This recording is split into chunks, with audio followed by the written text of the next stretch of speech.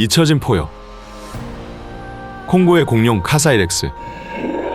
1932년 스웨덴의 노련한 사냥꾼 앨런 올버그는 항상 아프리카 야생의 강력한 맹수들을 상대로 자신의 기량을 시험해보고 싶었습니다. 그리고 광활한 초원을 돌아다니는 거대한 코끼리를 꼭 사냥해보고 싶었죠. 결국 긴 고민을 하던 끝에 사냥꾼 앨런 올버그는 콩고 민주공화국으로 탐험을 떠나려 합니다.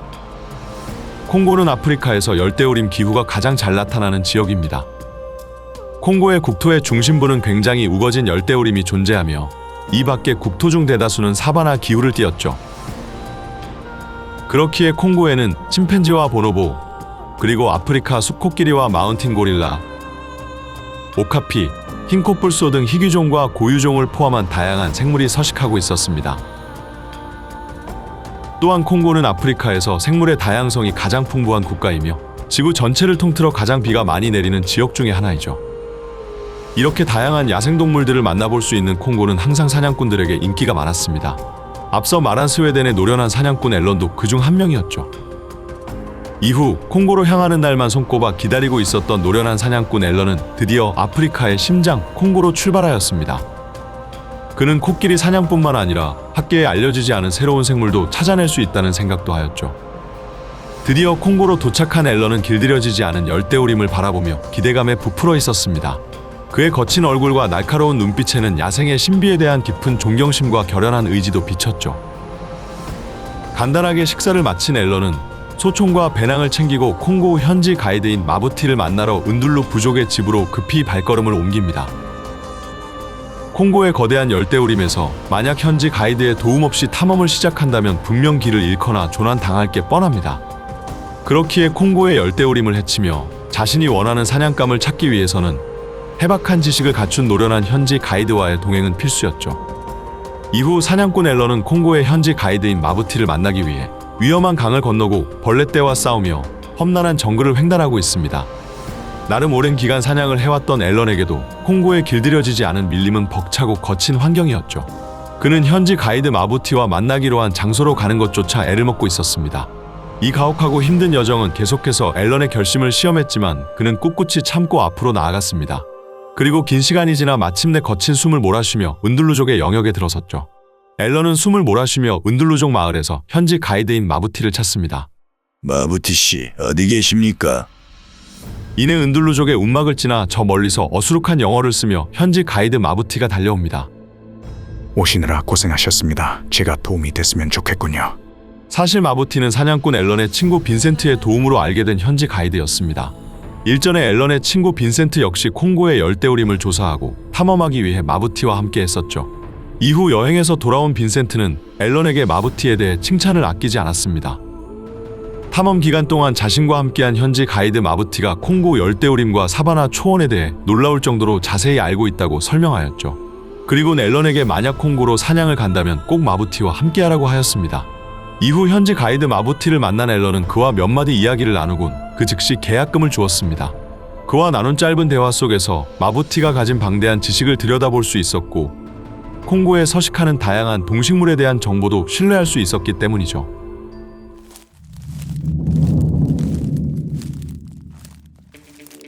사냥꾼 앨런과 가이드 마부티는 사냥 계획을 짜고 있습니다. 그들은 우선 코끼리와 코뿔소가 많이 서식하는 카사이 강 근처 사바나 초원에 향하기로 합니다.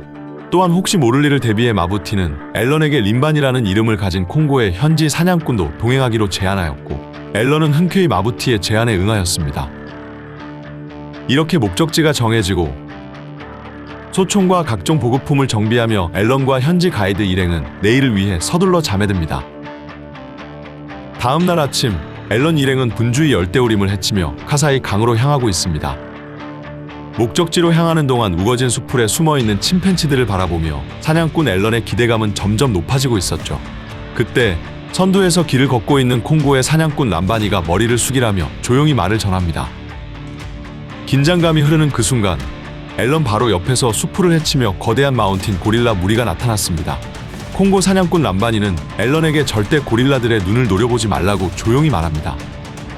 알고 보니 앨런 일행은 자신들도 모르게 고릴라의 영역을 살짝 침범하였던 것이었죠. 거친 숨소리를 내며 등 뒤에 하얀 털이 있는 우두머리 실버백 고릴라가 앨런의 머리를 만집니다. 사냥꾼 앨런은 노려냈기에 이성을 잃지 않고 침착하게 가만히 있었죠.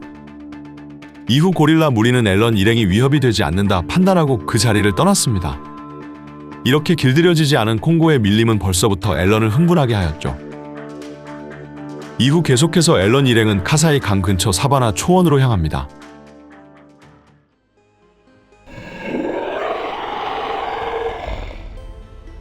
드디어 카사이 강에 도착한 앨런은 현지 가이드 마부티의 안내에 따라 사바나 초원으로 향합니다. 계속되는 탐험에 앨런은 조금씩 지쳐가고 있었죠. 그런데 그 순간 마부티가 앨런에게 콧불소를 발견하였다고 소리쳤습니다. 지쳐있던 앨런은 이내 잔뜩 흥분하여 안전거리를 무시하고 콧불소에게 달려갔습니다. 콧불소의 신비로운 모습을 바라보며 사냥꾼 앨런은 콧불소의 습성과 행동 패턴을 분석하고 있었습니다. 그런데 그때 초원 어딘가에서 엄청난 굉음이 들렸습니다. 그 소리는 사자나 고릴라 따위가 아니었으며 코끼리는 더욱 아니었죠. 이내 콧불소는 그 소리에 놀라 멀리 도망쳤습니다. 콧불소는 초원에서 들려온 그 굉음을 이미 알기라도 하는 듯 매우 빠르게 반응하였죠. 앨런 일행은 너무 놀라 아연질색하며 발만 동동 구르고 있었습니다. 이내 굉음이 잦아들고 앨런은 그 자리에 주저앉았습니다. 며칠 동안 쌓인 피로와 긴장감이 한 번에 몰려왔기 때문이죠. 이후 앨런 일행은 몇 시간 동안 휴식을 취하고 현지 가이드 마부티를 따라 다시 코끼리를 찾기 시작합니다. 하지만 계속되는 탐색에도 코끼리는커녕 그 주변에 동물 하나 보이지 않았습니다. 여기서 마부티는 이상함을 느꼈습니다. 평소라면 코끼리와 콧불소가 있어야 할 장소에 마치 뭔가가 두려워 도망간 듯 모두 사라졌기 때문이죠.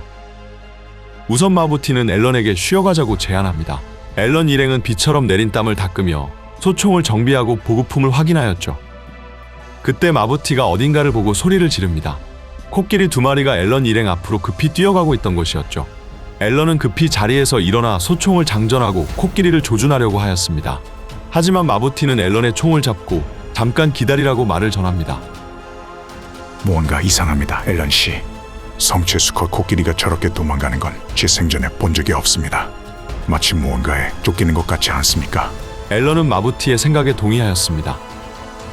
콩고에서 코끼리를 사냥할 수 있는 포식자는 기껏해야 사자뿐이고 그것도 갓 태어난 새끼나 큰 부상을 입은 나이든 코끼리를 사냥하는 것이 대부분이죠. 저렇게 거대하고 건강한 성체 코끼리 2마리가 무언가에 헐레벌떡 도망가는 것은 말이 안 됐습니다. 수많은 의혹들이 앨런과 마부티의 머리를 감싸는 그때 사바나 초원의 수북한 마른 수풀에서 엄청난 크기의 도마뱀 같은 것이 그 모습을 드러냈습니다. 분명 그 도마뱀은 2발로 뛰고 있었으며 생김새는 이미 멸종된 공룡과 비슷하였죠. 앨런과 마부티는 너무 당황한 나머지 소총을 하늘 위로 쐈습니다. 하지만 거대한 괴생명체는 총소리도 무시한 채 코끼리를 향해 달려갈 뿐이었죠. 그때 앨런은 그 괴생명체를 향해 총을 조준하여 발사하였습니다. 그 괴물에게 총을 3번 발포하였고 한 발은 그 괴생명체의 등에 명중하였죠.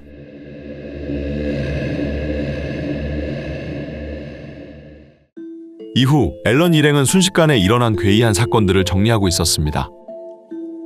마부티조차 그 거대한 도마뱀에 대해 알지 못하였고 처음 본 것이라 말하였습니다. 앨런은 자신이 학계에 발표되지 않은 새로운 생물을 찾은 것이라 생각하였습니다. 그리곤 코끼리를 쫓던 그 거대한 도마뱀이 너무 궁금해진 앨런은 이후 열대 우림 속으로 사라진 괴생명체를 추격하기로 마음먹었죠. 코끼리가 도망친 발자국과 괴생명체가 총에 맞아 흘린 피를 따라 앨런 일행은 우거진 수풀을 헤치며 카사이 강 쪽으로 향했습니다. 그때 저 멀리서 나무와 수풀이 무언가에 부딪혀 흔들리고 있었죠. 앨런 일행은 각자 약속이라도 한 듯 총을 앞으로 조준하며 다가가고 있었습니다.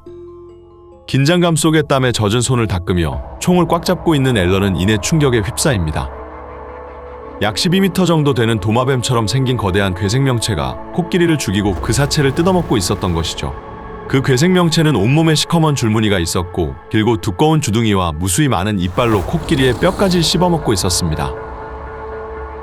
무엇보다 놀라운 것은 그 괴물은 매우 굵은 2다리로 서 있었고 그 모습은 마치 멸종된 공룡처럼 보였죠. 찢어질 듯 크게 벌린 입으로 코끼리를 개걸스럽게 먹고 있는 괴생명체. 그 괴물은 자신을 지켜보는 앨런 일행을 알아채지도 못하고 계속해서 코끼리의 살점을 뜯어먹고 있었죠. 한 입에 코끼리의 다리 하나를 찢어버리며 순식간에 코끼리 한 마리를 거의 다 먹어치웠습니다. 그때 공포에 젖은 현지 가이드 마부티는 앨런에게 도망가자고 말합니다. 멍하니 그 광경을 지켜보던 앨런은 이내 정신을 차리고 도망을 쳤죠. 이후 베이스 캠프로 돌아온 앨런 일행은 자신들이 보았던 그 괴생명체에 대해 정리하였습니다. 시간이 지나 사냥꾼 앨런은 한 신문 기자와의 인터뷰에서 카사이 렉스라고 이름을 붙인 그 괴물에 대해 자세하게 설명하였습니다. 카사이 강 쪽에서 발견된 카사이 렉스는 시커먼 줄무늬가 온몸에 있었습니다. 머리 높이는 약 4에서 5m 정도 돼 보였고 꼬리까지 길이는 12m나 돼 보였습니다. 멸종된 공룡 티라노사우루스와 매우 닮아 보였으며 굵은 다리로 이족 보행을 하였습니다. 또한 달리기도 매우 빨랐고 크고 거대한 주둥이에는 이빨이 많았습니다. 해당 인터뷰는 콩고 현지 사냥꾼들과 코끼리 상하 밀매업자들에게 퍼져나갔습니다. 그들은 앨런의 인터뷰가 담긴 신문에서 카사이 렉스라고 불리는 이 괴생명체를 사냥하기 위해 카사이 강으로 향했다고 전해집니다. 사실 콩고 현지 사냥꾼들에게는 그저 이 괴생명체가 매우 거대한 악어라고 생각하였고 그저 그 악어를 잡아 가죽을 좋은 가격에 팔 생각이었죠. 허나 사냥꾼들과 상하 밀매업자들로 구성된 10명의 남성들은 몇 달이 지나도 집으로 돌아오지 않았습니다. 계속해서 그들이 돌아오지 않자 마을 주민 10명과 군인 5명으로 구성된 수색대를 보내 그들을 찾았습니다. 이내 카사이 강 근처에서 완전히 파괴된 임시 캠프를 발견했다고 합니다. 그리고 캠프와 약 10m 떨어진 곳에는 사방에 팔다리와 머리가 부서지고 살점이 찢긴 그들의 사체가 여러 구 발견되었죠. 이상한 것은 그들이 사망한 근처에서는 어떠한 동물의 사체도 발견되지 않았습니다. 콩고에 숙련된 사냥꾼들이라면 자신들을 공격할 동물을 쏘지 못했을 리가 없었죠. 몇 년 후 사건은 명확한 결론 없이 종결되었습니다. 그러나 수색을 진행했던 사람들 사이에서는 그들의 캠프에 무언가 거대한 생명체가 캠프를 덮친 것 같았다는 소문이 돌았죠. 오늘의 괴물 도감, 콩고의 공룡 카사이 렉스였습니다.